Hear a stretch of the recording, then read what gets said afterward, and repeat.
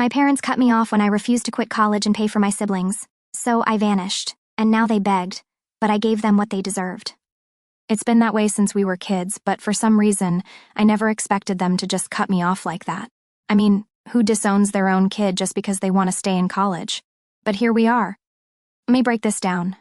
I'm in my second year of university. It's not some Ivy League school like Liam got into, but it's a good state university, and I worked hard as hell to get there. I'm doing fine, nothing spectacular, but I'm passing, and I've got some friends, which is more than I ever had in high school. Things were going all right for the first semester, but then the second semester started, and everything went to crap. It was one of those Saturdays where I'd been in my room all morning, just doing schoolwork and catching up on some Netflix. I hadn't even thought about what my parents were up to because, they don't really care what I'm doing anyway. Around lunchtime, they called me downstairs like it was some kind of emergency family meeting. I walk down, and I'm thinking, oh, maybe they're finally going to ask me about how school's going or, I don't know, show some interest in my life. Yeah, right. I sat down on the couch and my dad started talking. He's using that lawyer voice he's got. The one where he sounds all reasonable, but you can tell he's just manipulating the conversation. He said, Maya, we've been thinking about your future. We want to talk to you about something important. In my head, I'm like, okay. Maybe they've got some advice about internships or something. Nope. My dad went, we've decided that it would be best for you to take a break from college. I swear my brain froze for a second. I literally didn't understand what he was saying. I asked him, what do you mean, take a break? My mom jumped in with this fake sympathetic tone, saying, you've been doing okay, honey, but we think it's time you start contributing more to the family. Liam is starting law school soon, and we need to make sure Sarah's future is secure too. That's when it hit me. They wanted me to quit school and get a job to help pay for Liam's law school and Sarah's college fund. No joke, they didn't even try to sugarcoat it. My own parents were asking me to give up my education, something I've been busting my ass for, so they could support Liam and Sarah. Like, what the actual hell? I just sat there staring at them trying to process it. Are you serious? I asked. My dad, still in that damn lawyer voice, said, this is a practical solution, Maya. College hasn't been working out as well for you as we hoped. We think it's better if you start working full-time and contribute to the household. You can always go back to school later. Go back later? Like it's that easy. I couldn't believe what I was hearing. I tried to explain that I was doing fine in school, that I had plans for my future, but they weren't having it. My mom, always the queen of passive-aggressive insults, said, not everyone is cut out for higher education, Maya. There's no shame in honest work. At that point, I couldn't hold it in anymore. I lost it. So you want me to drop out so you can pay for Liam and Sarah? I asked, my voice cracking. What about my future? Do I not matter at all? And you know what they did? My dad sighed like he was so disappointed in me, and my mom just shook her head. We've given you plenty of chances, Maya, my dad said. You've never been as focused as your siblings. We're just being realistic about where you fit in this family. That hit hard. Like really hard. It wasn't just about the money or school. It was about how they've always seen me. Like I'm some sort of afterthought, a backup plan if Liam or Sarah doesn't pan out in that moment. I realized that no matter what I did, I was never going to be good enough for them. So I did something I never thought I'd have the guts to do. I stood up, looked them dead in the eyes and said, I'm not dropping out. If you're done with me, fine. I'll figure it out on my own. The room went dead silent. My mom looked like she'd just seen a ghost, and my dad, well, he just looked pissed. I think they honestly thought I'd cave, that I'd just nod my head and agree to their stupid plan. But not this time. I was done being their backup plan. After that whole conversation with my parents, I was still pretty much in shock, like, what just happened? One minute, I'm in college, doing fine, and the next, I'm being told I'm basically useless and need to quit everything I've been working for to help Liam and Sarah. It was like a slap to the face, but at the same time, I kind of wasn't surprised. This was just how it always was with them. Liam and Sarah were the stars, and I was, the background character. Anyway, after I told them I wasn't quitting school, things got even weirder. My dad didn't say anything at first, just kind of stared at me like I'd insulted him. Then my mom, of course, started with the tears. Classic. She's sitting there crying and saying, we're doing this for you, Maya. We just want what's best for the family. But all I could think was, how is this for me? They wanted to sacrifice my future to make sure Liam and Sarah had theirs set up. I was done. I'd had enough of their guilt trips and their constant favoritism. So, I told them flat out, I'm not quitting school. If that's what you want from me, I'll just leave. I expected more yelling, more tears, maybe a fight, but instead my mom just kept crying and my dad muttered something about, "You'll regret this decision." But they didn't try to stop me. It's like they didn't even care if I left or stayed. I went upstairs and grabbed my old suitcase. You know, the one we used to take on family vacations. I hadn't used it in years. It felt weird pulling it out, like I was packing for a trip. But this time, I wasn't sure when or if I'd be coming back. I started throwing clothes in. Nothing fancy, just essentials, a few pairs of jeans, some t-shirts, my favorite hoodie. I couldn't even think straight, but I knew I had to get out of there before I lost my nerve. As I was packing, I heard my parents downstairs. My mom was still crying and my dad was pacing back and forth, talking to her like I wasn't even there. He kept saying things like, "She'll come to her senses," and "She's always been difficult." That word, difficult, made my blood boil. It was like they didn't even see me as a person, just a problem to be fixed. It took everything in me not to scream at them. Instead, I just kept packing. I grabbed my laptop, a few notebooks, and the sketchbook I'd been working on. Art's always been my escape, and I figured I'd need it now more than ever. I threw everything into the suitcase and zipped it up. It was heavy as hell, but I didn't care. I was ready to go. The hardest part was walking down the stairs. I could feel my legs shaking, and my stomach was in knots, but I knew I had to do this. My parents were still in the living room, acting like I wasn't even there. My mom had stopped crying and was just sitting there, staring blankly at the wall, while my dad was scrolling through his phone, probably pretending to be busy with work stuff. Typical. I stood there for a second, waiting for one of them to say something, to try and stop me, but they didn't. They didn't even look up. It was like I didn't exist to them anymore. So I grabbed my suitcase, opened the front door, and walked out. The door clicked shut behind me, and that was it. I was gone. I didn't have a plan. I didn't even know where I was going. I just started walking. My heart was racing, and I could feel the weight of everything hitting me all at once. I was officially on my own. No family, no home, just me and my suitcase. I must have walked for miles before I realized I had nowhere to go. I pulled out my phone and texted my friend Sarah. We weren't super close, but she'd always been there when I needed someone to talk to. I told her what happened, and within minutes she texted back, "Come crash at my place. We'll figure it out." Relief washed over me. At least I had somewhere to go for the night. I grabbed an Uber to Sarah's apartment, and when I got there, she hugged me like I was a lost puppy. She didn't even ask for details right away, just let me dump my stuff in her spare room and collapse on the couch. It was the first time I'd felt safe in hours. We didn't talk much that night. I was too tired, and she didn't push. We just ordered pizza and watched some trashy reality show on Netflix until I passed out on the couch. The next few days were a blur. I couldn't stop replaying everything in my head. My parents asking me to quit school, the way they acted like it wasn't a big deal, the fact that they didn't even try to stop me from leaving. It was like I'd never really been part of their lives at all. But the longer I stayed at Sarah's, the clearer things became. I realized that, yeah, it sucked to leave home like that, but it was also the first time in forever that I felt like I was in control of my own life. No more bending over backward to please my parents, no more trying to fit into the mold they'd made for me. I could actually live for myself.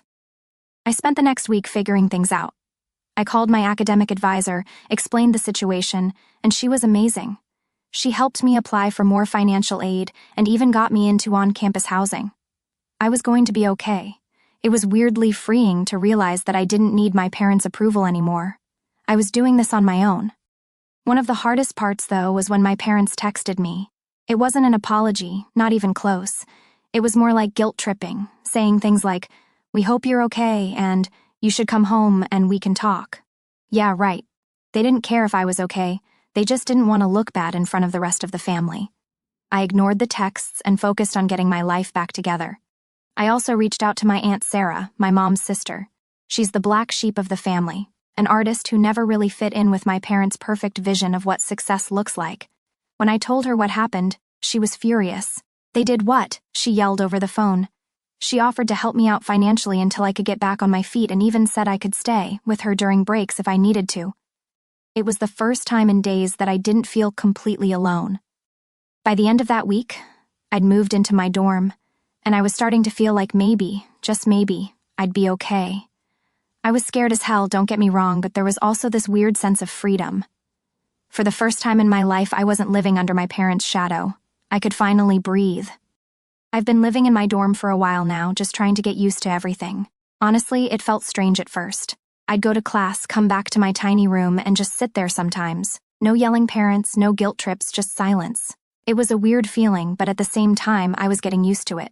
I started making friends at school, and my part-time job at the library was actually kind of nice. Quiet, lots of time to think.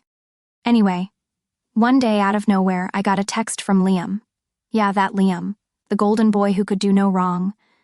I hadn't heard from him since I left, and honestly, I wasn't expecting to.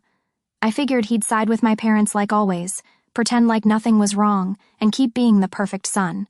So, when I saw his name pop up on my phone, I didn't even know if I wanted to respond. But curiosity got the best of me. The message was simple. Can we meet up? I want to talk. No explanation, no apology, just that. I debated ignoring it, but part of me needed to hear what he had to say. So after thinking about it for a while, I texted him back and told him we could meet at this little coffee shop halfway between my campus and his law school. At least if things got awkward, I could bail easily. When I walked in, I spotted him immediately.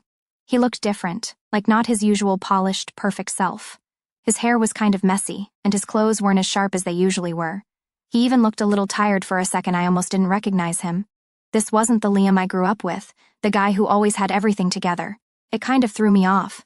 We sat down, ordered some coffee, and there was this awkward silence for a bit.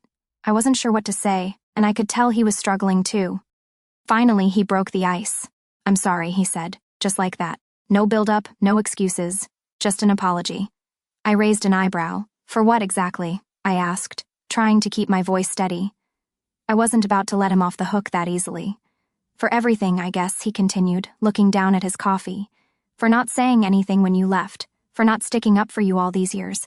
I don't know, I've always known how messed up it was, how they treated you, but it was easier to just go along with it. Hearing him admit that kind of hit me harder than I expected. I didn't know what to say. I'd always assumed Liam was clueless, that he was just the golden child who never noticed the way our parents treated me. But to hear him say he knew, that he chose to stay silent, that stung. So, what changed? I finally asked, still trying to wrap my head around the fact that he was actually apologizing. Why are you telling me this now? He let out a sigh and ran a hand through his messy hair. I don't know, Maya. When you stood up to them, it made me realize how messed up things really are. I always knew, but I didn't want to admit it, you know? I was comfortable. I was the favorite. Why would I want to mess that up? I nodded slowly, trying to take it all in. So, what do you want from me? Forgiveness? No, he said quickly. I'm not asking for that. I just wanted to talk. I wanted you to know that I get it now. And I'm quitting law school. That was the real shocker. Liam quitting law school? The golden child? The future lawyer of the family? It didn't make sense. Wait, what? You're quitting? Since when? He looked me straight in the eye for the first time since we sat down. Yeah, I've been miserable for months. I never even wanted to be a lawyer, you know. That was all Mom and Dad's idea. I've been faking it this whole time because I didn't want to disappoint them. But seeing you leave and actually do something for yourself, it made me realize I can't keep living like this. I was speechless. This was the same guy who never wavered, who always seemed so sure of himself. To hear him admit that he'd been miserable, that he was only doing what our parents wanted, it just blew my mind. So, what are you going to do? I asked, still processing everything. He leaned back in his chair and smiled for the first time. I'm going to be a teacher. That's what I've always wanted to do. I just never thought it was an option, but I'm done trying to live up to their expectations. I'm applying to an education program next semester. I didn't know whether to be happy for him or angry. Part of me was still pissed that he'd stayed silent all those years, that he never once stood up for me. But another part of me was proud of him for finally breaking away from our parents' control. It was a weird mix of emotions, and I wasn't sure how to feel. We sat there for a while just talking about everything. He told me how hard it had been growing up with all the pressure from our parents, how he always felt like he had to be perfect. He admitted that he envied me for being able to walk away, for not caring about what they thought anymore. That kind of threw me off. I never thought Liam envied me. I always saw him as the one who had it all figured out. For the first time in my life, I felt like I was actually seeing Liam. Not the perfect, polished version of him that our parents had created, but the real him. And honestly, he seemed just as lost as I was, maybe even more. As we wrapped up our conversation, Liam hesitated for a second before asking, "Do you think we could hang out more? I mean, I know I wasn't really there for you before, but I'd like to try, make things right. I didn't answer right away. It wasn't something I could just say yes to without thinking, but after everything he told me, after seeing this side of him I never knew existed, I figured maybe it was worth giving it a shot. Yeah, I said finally. I think we can try. He smiled, and for the first time in years, it felt like we were actually on the same page. It wasn't perfect, and I still had a lot of anger and resentment to work through, but it was a start. As I walked back to my dorm that day, I couldn't help but feel a weird mix of emotions. I was still pissed at my parents, still trying to figure out what my next steps were, but at least I wasn't alone in it anymore. For once, Liam and I were in the same boat, both trying to figure out who we were outside of our parents' expectations. It wasn't the resolution I expected, but it was something, and for now, that was enough. After that whole coffee meet-up with Liam, I was feeling pretty weird about everything. I mean, on one hand, I was kind of glad he finally got what I'd been going through, but on the other hand, I was still pissed at him for staying quiet all those years. And then there was the fact that I hadn't heard from my parents since I left. Nothing. It was like I just didn't exist to them anymore, which was honestly the most messed up part of it all. That is, until I got a message from my mom. It wasn't anything heartfelt or apologetic, though. It was more like a guilt trip disguised as concern. Typical. The text popped up one evening while I was sitting in my dorm room, trying to focus on some assignments. My phone buzzed, and there it was, from my mom, Maya. We've been thinking about you. We hope you're doing okay. Please come home. We miss you. Yeah, sure, they missed me. They missed having someone to boss around. At first I wasn't even going to respond, but something about that message just rubbed me the wrong way. It was like they were pretending nothing had happened, like they didn't kick me out because I wouldn't quit school for Liam and Sarah.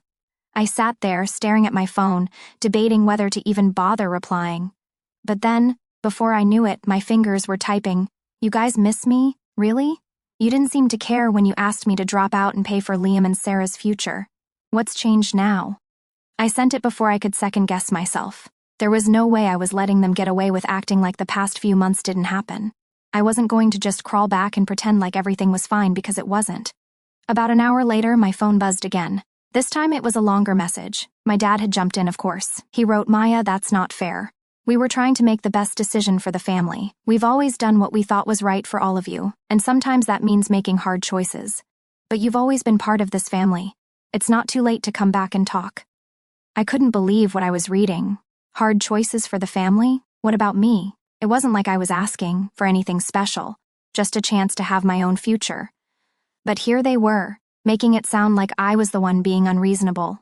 It made my blood boil. I wanted to throw my phone across the room, but instead I took a deep breath and typed out another message. You know what's not fair? Being treated like I don't matter. Being asked to give up everything for Liam and Sarah. I'm doing fine now, and I don't need you guys trying to guilt me into coming back just because you feel bad. You made your choice. I made mine.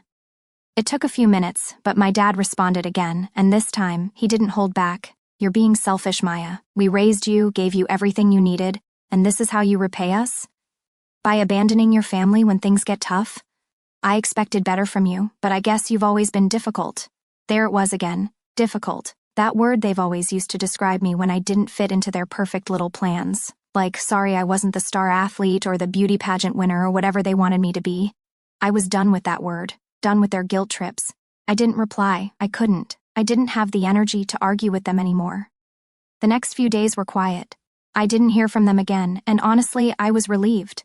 But then things got even worse. A few of my relatives, my aunt, my grandma, even a cousin, started texting me out of the blue. Turns out, my parents had been talking to them, probably to paint me as the villain who abandoned the family. My aunt's message was the worst. She said something like, "Maya, you need to apologize to your parents. They're heartbroken over this. You're tearing the family apart." I wanted to scream. How was I tearing the family apart? All I did was stand up for myself for once. It's not like I asked them to choose between me and Liam or Sarah. They did that all on their own. And now I was the bad guy? At this point, I knew I needed some backup. I called Aunt Sarah, the only family member who actually understood what I was going through. When I told her what had been happening, she didn't even hesitate. "Your parents are full of it, Maya," she said straight up. "They're trying to control you because they're losing their grip. Don't fall for it. You're doing great on your own, and they just can't stand it." Hearing her say that made me feel a lot better. It was like I finally had permission to not care what my parents thought anymore. Aunt Sarah had always been the one to go against the grain in our family. She never followed the rules, never tried to fit into the mold, and she was doing just fine. Maybe it was time I started following her lead. But then, just when I thought things were calming down, I got another message from my parents. This one was different, though. It wasn't just a guilt trip. My mom said they were selling the house. We've decided to downsize. The house is too big for just the two of us now that Liam is away at law school and Sarah's getting ready for college. We hope you understand. I stared at the message in shock. The house I grew up in, the place that had been my home, even if it never really felt like it, was being sold. They didn't even give me a heads up, didn't ask if I wanted to come get my stuff or anything. It was like they were wiping me out of their lives, one step at a time. I didn't reply. What was I supposed to say? Oh, cool, thanks for selling my childhood out from under me? Yeah, no thanks. I wasn't going to give them the satisfaction of knowing it hurt me. But it did, a lot. Over the next week, I kept getting updates from other relatives about the house being sold. My parents were moving into some smaller place in a nicer neighborhood, apparently. It was like they were setting up this whole new life without me, and I was just supposed to be okay with it. But honestly, as hard as it was, I think it was the final push I needed to really let go.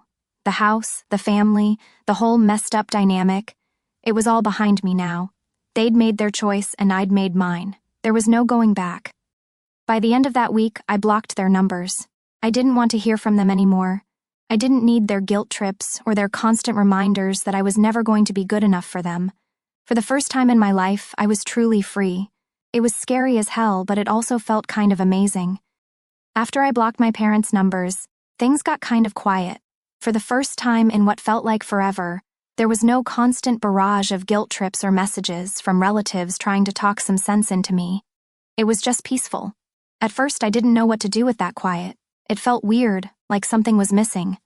I guess I'd gotten so used to the chaos that being on my own, really on my own, was a whole new world. Life started to settle into a rhythm after that.